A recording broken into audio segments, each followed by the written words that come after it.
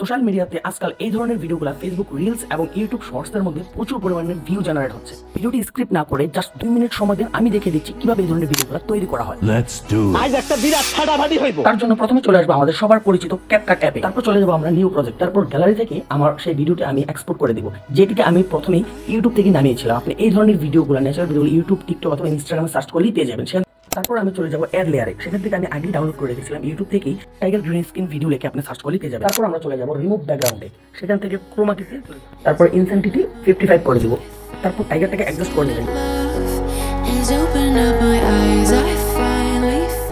তারপর আবার চলে আসবো ওভারলেতে এবং আমি আরেকটি ভিডিও সেখান থেকে এক্সপোর্ট করে নেব।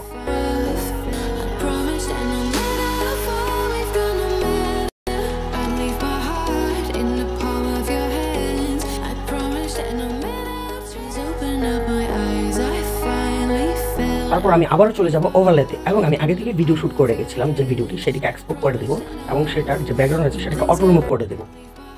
বন্ধুরা, সারাদিন ল্যাপটপের সামনে বসে থেকে ভিডিও এডিট করতে গিয়ে আমার মাজার অবস্থা পুরো বেহাল দশা। सब्सक्राइब करो पहले। हाँ जल्दी करो, मुझे पता है कि आप लोग नहीं करते, वीडियो देखते हो लेकिन सब्सक्राइब नहीं करते। लाल कलर का बटन नहीं दबाओ, जल्दी दबाओ फिर मैं शुरू करूँ। दबा दो जल्दी, दबा दिया, घंटी में दबा देना, ठीक है। তারপর ছবিটিকে নির্দিষ্ট একটি জায়গাতে সেট করে আমরা চলে যাব মার্কস অপশনে, সেখান থেকে চলে যাব আমরা হরিজন্টাল। ওখানে যাওয়ার পরে এটাকে আমরা নিচের দিকে নামিয়ে দেবো, হলুদ লাইনটাকে। তারপর এটার যে ফেদারটা আছে ওটাকে আমরা হালকা নিচের দিকে টান দেবো, শ্যাডো করে দেবো।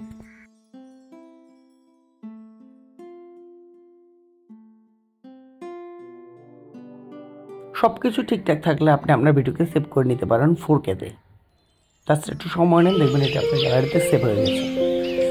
তো সবাইকে ধন্যবাদ, আশা করি আমার ভিডিওটি ভালো লেগেছে। আর সবাই আমার চ্যানেলটিকে প্লিজ সাবস্ক্রাইব করে আমার পাশে থাকুক আর ভিডিওটি শেয়ার করে দিও তোমাদের বন্ধুদেরকে।